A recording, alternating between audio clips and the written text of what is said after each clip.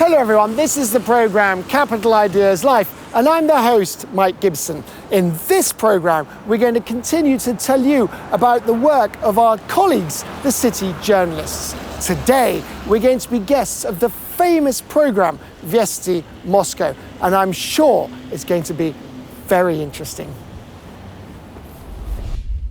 Today on the programme, a day in the life of the editorial board of the programme Vesti-Moskva. How journalists help local residents solve their problems. And in addition, our program was presented with an award from the Moscow City Duma.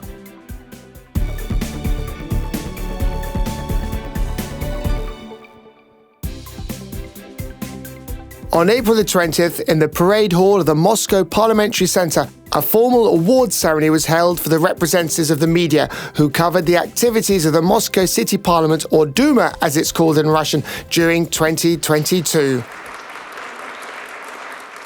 Good afternoon, esteemed colleagues. And note, I do not hesitate to use the word colleague. Every person who covers parliamentary activities in their heart also represents the interests of Muscovites.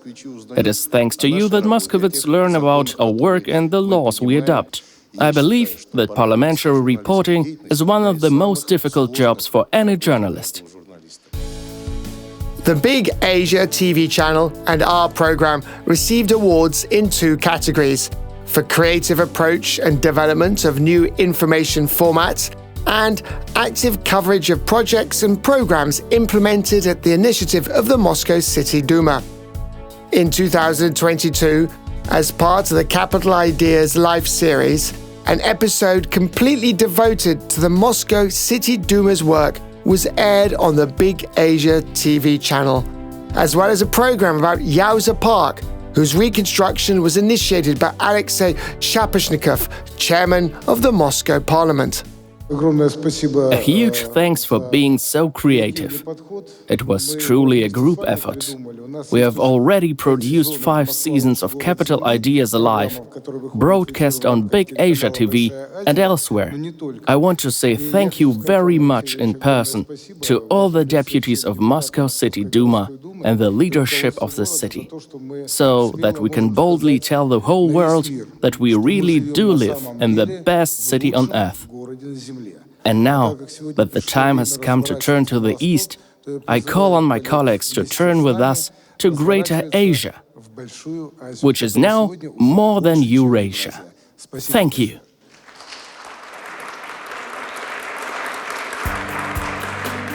The Moscow City Duma pays great attention to its relationship with the media. Furthermore, in 2021, Andrei Medvedev, a well-known journalist and media manager of the All-Russia State Television and Radio Company, was elected deputy chairman of the capital's parliament. Our program today is about the work of the editorial board, which he heads.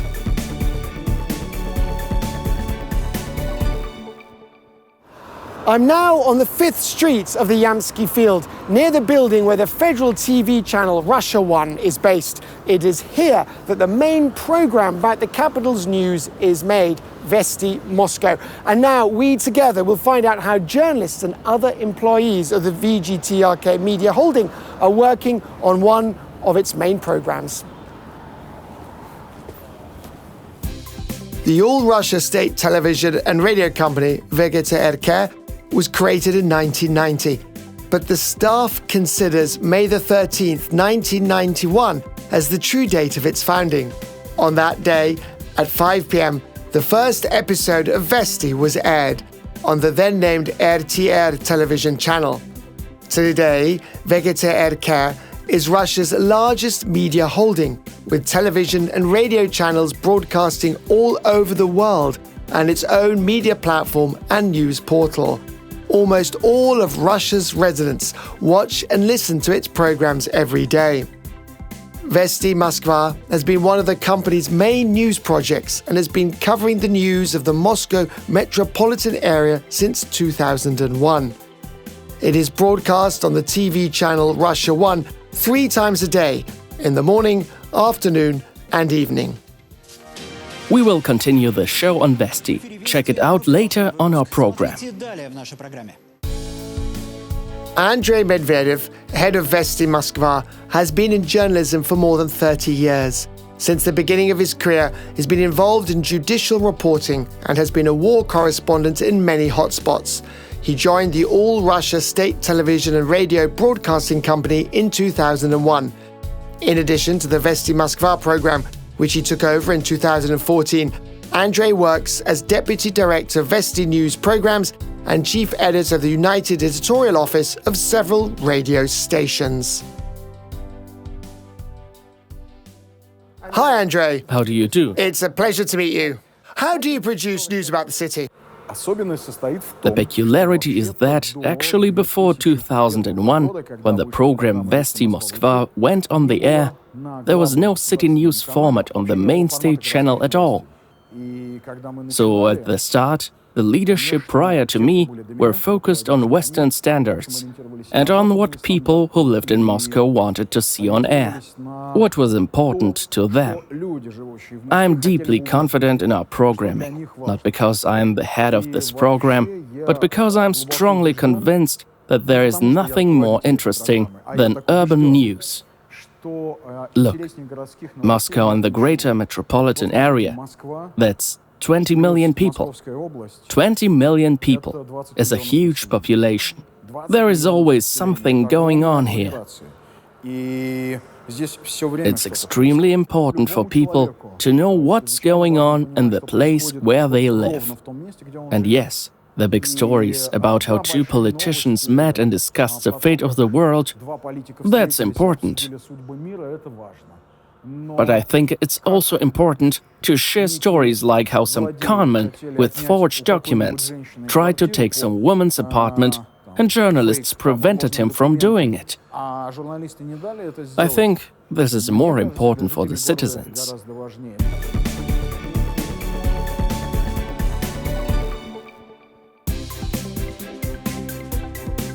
The Vesti-Moskva newsroom begins its workday with a search for information and a camera crew going to the location where the story takes place. But this is preceded by a lot of preparatory work done behind the scenes.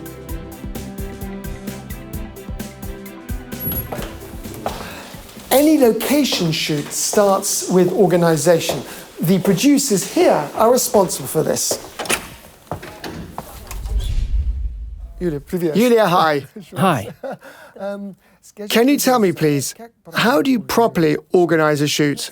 Well, look, we have a production department that handles the scouting and arranging of the shoot entirely.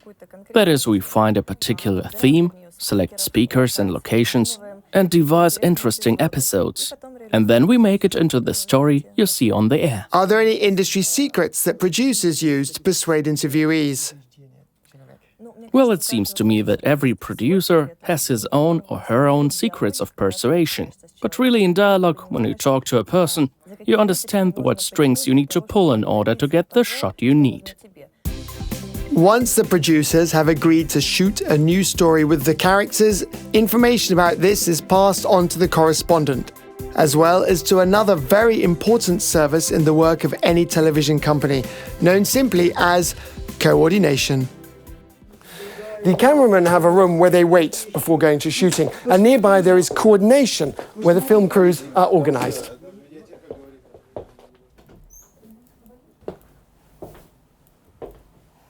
Irma, hello. Hi there. Irma, tell me, how is a film crew formed? A film crew always consists of a cameraman and an assistant cameraman. There are 10 crews that we have during the day, and one group works at night. If there is any emergency shooting, they respond quickly, immediately, and go out to shoot. That's interesting. And do you know where we're going today? And with whom? There's a very exciting shoot today. You're going with our correspondent Karpov. The shooting is called Burkovskaya Wood. Be aware that with Karpov, it's always an adventure. There could be a scuffle. Take care of your equipment. Take care of your cameras. Alexander Karpov is a special correspondent for Vesti-Moscow. Since 2002, more than 6,000 of his stories have aired on City News. Most of them include stories about crooks and criminals who make life difficult for Muscovites, and about the city's problems, and more importantly, about their solutions. Ooh, hello. Pleasure to meet you. Tell me, please, what are we going to do today? We received a message that logging and some barbaric excavations are taking place in the archaeological site of Burkovskaya village. We're going to investigate. I think there are some legal violations here. It seems to be some kind of development zone. Most likely they have dug everything up to build something, some kind of cottages. Rich people often do this kind of thing, so we are going to confront them. Would it be dangerous for us today? Unfortunately, no. They won't attack today. But if we are very lucky, they will hit the cameraman. But if they hit the cameraman, I have everything I need to film them hitting the cameraman. Oh, good, okay. It's better when they hit our crew engineer. And then the cameraman films the engineer being beaten. While the reporter ascertains the details of the upcoming story, the production equipment is assembled in the operator's room. Sarah, hello. Hello, Mike. Tell me, what happens here? This is the holiest of holies of the camera department. This is where the kits that are assigned to each cameraman are located. And this is where the equipment is assembled before going out to shoot. This is where the batteries are located. Each of these cabinets has a camera and a tripod in it, and shot the necessary kit that ensures the shooting process. Also included in the cameraman's kit are Blu-ray discs, lights, and a microphone with a windshield. When everything is assembled, the equipment is loaded into the editorial car and we leave to shoot.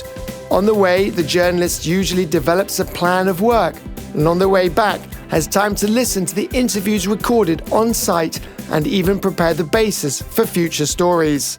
We're supposed to go on air. Well, supposedly. We're supposed to be a daily newscast. Here is where we prepare and edit, which takes 2 to 3 hours. You live in this sequence: shoot, travel, prep, broadcast. When the camera crew arrives at the scene of the incident, it meets with local residents and representatives of civic organizations. While the cameraman and sound engineer are preparing to shoot, the reporter gathers information, talks to people, and considers questions for interviews. The story must include direct testimony from participants in the event from both sides of the conflict. The film crew then tries to get directly to the scene of the incident. And now we're all going there together to see what exactly is going on. According to journalists, it is usually not so easy to get to these sites. This time, however, the film crew was lucky and they were able to enter the site without difficulty. As it turned out, not only were the trees being cut down, but they were also excavating for future construction. The reporter calls the police to document the crime. Meanwhile, the cameraman sets the scene. In this case, the main subject is the excavation taking place on the territory of the protected zone. During this shoot, the team even finds an ancient artifact. This is a very interesting artifact. It's a rowlock. You just found it here? Just found it. It's from this historic layer that's being destroyed. Wow. After the shoot, the group hurries to the newsroom in time to get the story ready to air.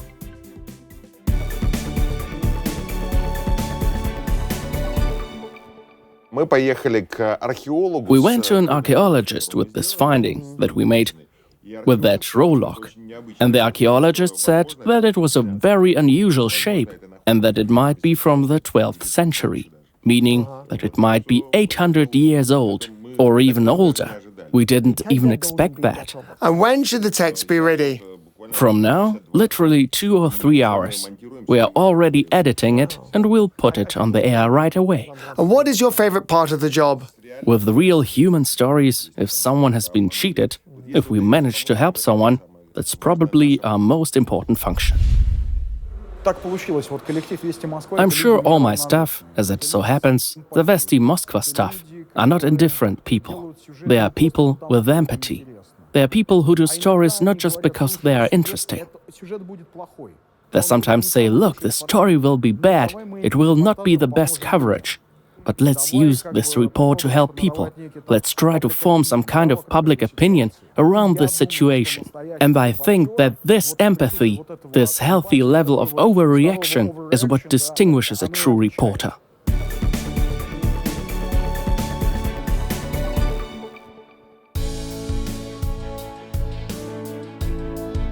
While Alexander is writing his story for the evening broadcast, we have a chance to show you the work of other employees. For example, the presenter of the program Week in the City, the closing program of Vesti-Moskva, broadcast on Rossiya 1 channel on Sundays, is preparing for their shoot in the dressing room now. Modern television cameras notice much greater detail than the human eye. With the bright lights of the studio, they highlight the tiniest flaws on the presenter's face.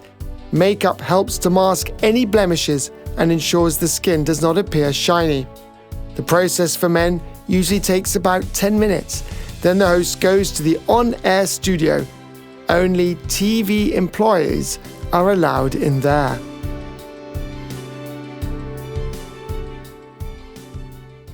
We can't go into the studio right now, but they did allow us to look into the studio's think tank. It's here in this high-tech control room that the airwaves are monitored for millions of viewers. The on-air control room is always crowded. Each employee here has his or her own task. The production director is in charge of everything. He is in constant communication with the anchor in the studio. He gives him instructions and receives feedback about the work on air. Action, let's go. Come on out and talk. Good morning. We're back with the big stories that happened next door. My name is Yaroslav Krasiyenko. This is Week in the City, and this is how it was seen by our correspondents. One of the most important people in the on-air control room is the prompter operator. The prompter is a special device on which the text is read by the host. Also from the control room, the sound and picture are controlled. Several cameras are installed in the studio. One of them is on a mini crane. To make the video sequences more varied, the director continuously switches between them. Slava, hello. Hi, welcome. Hello. You host the program Week in the City. How is it different from Vesti-Moskva? Well, my colleagues, the correspondents who do stories for this program, they like to say that the best of our program ends up in Week in the City. As I understand, you sometimes broadcast live, and sometimes it's pre-recorded. Nope, nothing is pre-recorded. It's all live. Everything is live. So if the host makes any mistakes or errors, well, as it happens here and there, it all goes on the air. That's just live. The viewer sees that it's not pre-arranged and that it's not pre-recorded. Do you always stand like today, or do you sit for a live broadcast? No, I always stand. I always walk around. I'm a fairly spirited man. I want to gesticulate and I want to be able to conduct the show. I mean, I don't consider myself an announcer. I'm a presenter. I anchor the show here and there.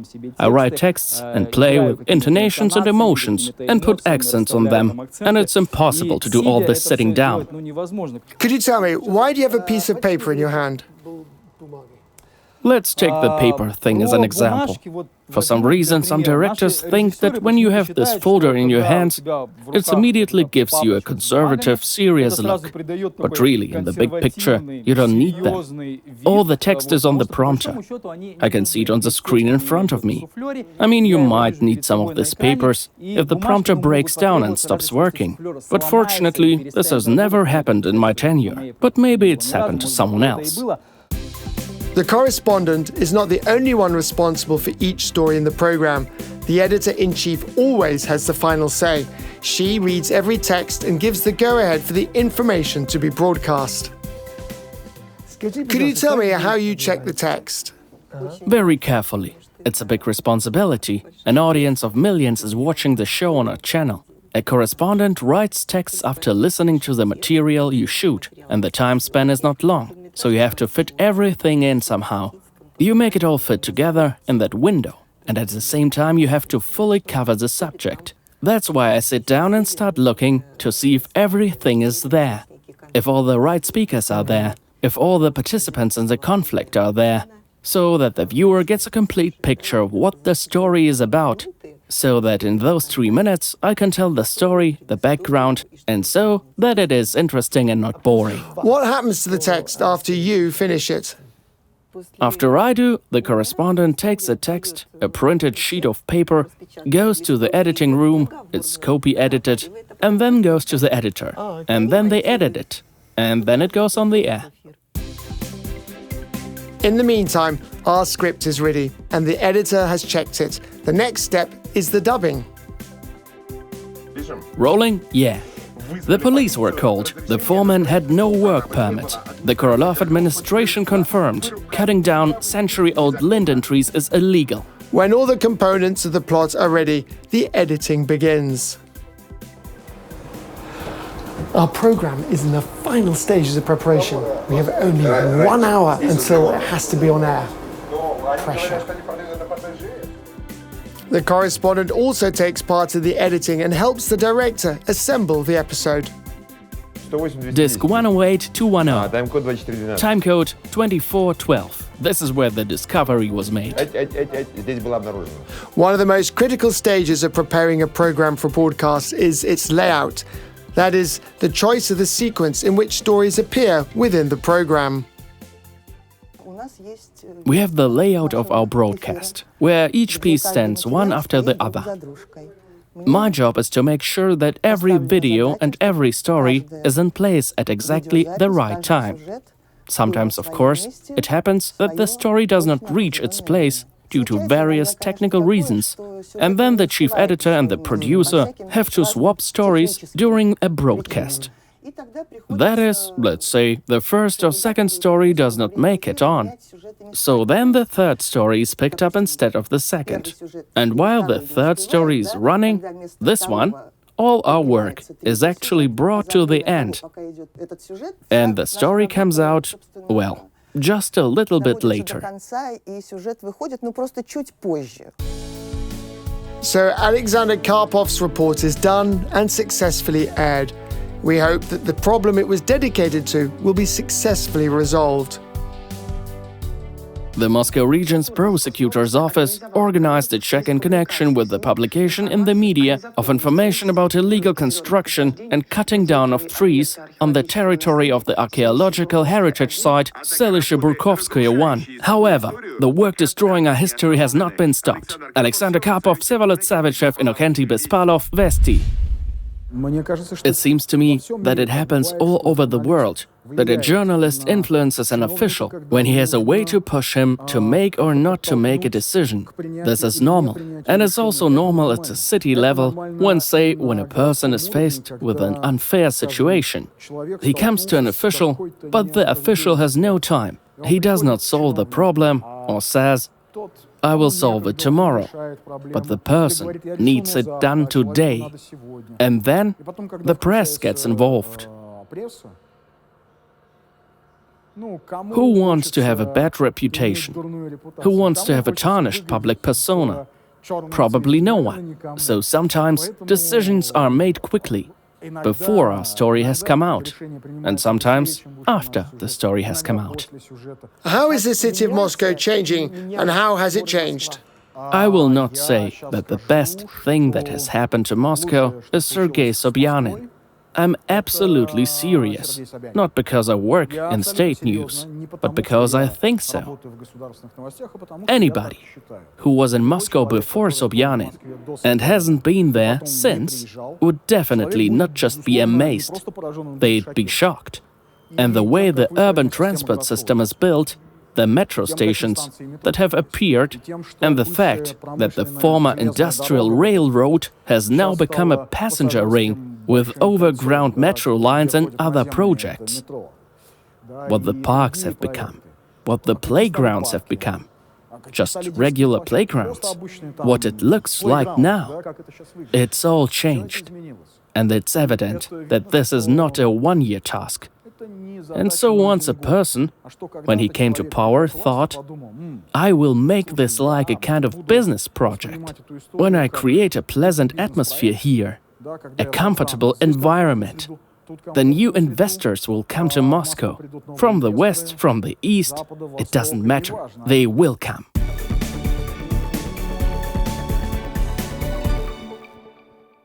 So the working day of the employees of the program Vesti-Moscow has come to an end. Today we've met such talented and dedicated professionals. Every day they tell the residents of the capital of Russia about what is happening in their city. This is the program Capital Ideas Life. I'm Mike Gibson. See you in our next program. Bye.